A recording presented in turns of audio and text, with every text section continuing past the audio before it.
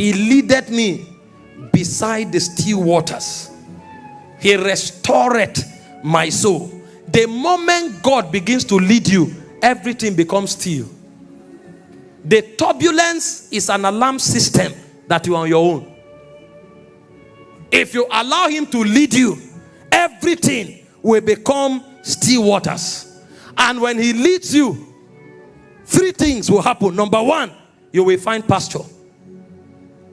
Because God leads to the pasture. Look at 1 Kings chapter 17 verse 1 to 7. In a season of drought, there was no rain, there was no water anywhere. But suddenly, God began to lead Elijah. He said, and Elijah the Tishbite, who was of the inhabitants of Gilead, said unto Ahab, as the Lord God of Israel liveth, before whom I stand, there shall be no dew nor rain these years, but according to my word. And the word of the Lord came to him, saying, get thee hence and turn. If not, Elijah himself would have died. The reason Elijah survived the drought was because after he spoke, he connected to the leading of God. He said, turn thee hence, eastward. Hide yourself by the brook Cherith, that is before Jordan. Do you see specifications and specificities? And it shall be that thou shalt drink of the brook, and I have commanded a raven to feed thee there. The provisions of God are consistent with his leading. If God is not leading you, you will have no provision. The pasture is at the end of the leading of God. And so when you find men struggling in drought, it's because the leadership of God ended a long time ago. Number 4, David told us he never departs from the presence. Though I walk through the valley of the shadow of death, I erred from your leading, but I didn't depart from your presence. He said, I shall fear no evil. He said, for thou art with me. I fear no evil, for thou art with me. So even in the valley of the shadow of death, the man succeeded because the presence was there. What is the glory of the present? Psalm 91 from verse 1 to 9. See what the Bible said. You will see how men survive, succeed, and excels. Don't make the mistake of assuming people are making impact because they are lucky. It's deception. I can assure you that people making impact are fighting more battles. The reason they are surviving and succeeding is because of what they carry.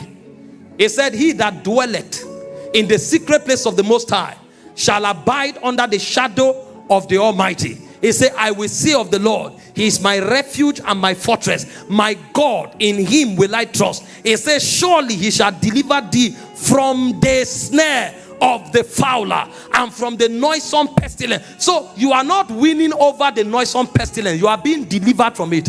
There's an invincible operation there that is beyond even your own senses. He said, he shall cover thee with his feathers. Under his wings shalt thou trust. He said, his truth shall be thy shield and thy buckler. He said, thou shalt not be afraid of the terror by night, nor of the arrow that flieth by day, nor of the pestilence that walketh in darkness. Are you seeing the things you are battling with?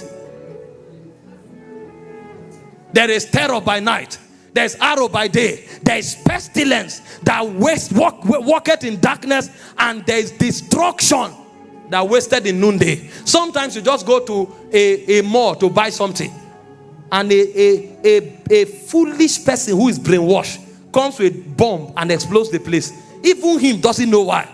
The reason you will not be where destruction wasted in noonday is because there's a spirit ordering your steps. So you drove to that place. You wanted to come down from the car to enter the supermarket, but something held you there. And you are in that car for 1 second, and the bomb is detonated. There are many cars you would have entered that somersaulted on the road, but when you stood up from the house, you wanted to go, the Spirit of God drew your attention back. You entered your room, spent another 5 minutes, and went on the journey. You came, they say, this bus just filled. The last person entered. It's not because God doesn't love that one. That one is not led. And that car somersaults, and you are traveling your own passes. And you yourself knows that is supposed to be my grave.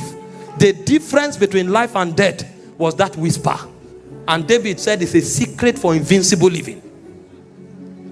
It's 1,000. Are you seeing it? 1,000 shall fall by thy side, 10,000 by thy right hand. The reason you don't fear, you know that there is a divine precision that is superior to analysis.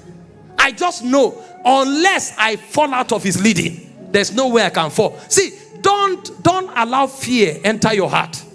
Just make sure you hold on to God. If you are following God, 1,000 may fall by your side, 10,000 by your right hand. Don't say, see what thing they happen to us. No.